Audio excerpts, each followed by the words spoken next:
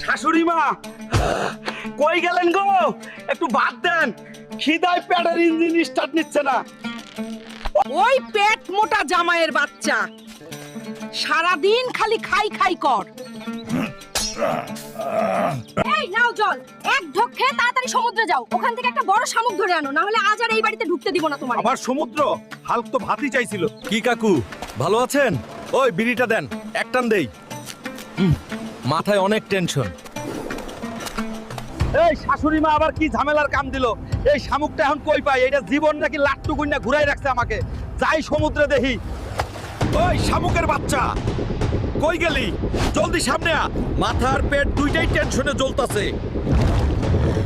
ওই কুমিরের বাচ্চা, সামনে থেকে সরে যাও, না হলে তোর লেজ কেটে হাতে ধরাই দিমু রে। আয় দেখি কার কত শক্তি। পাগলা হাল্ক।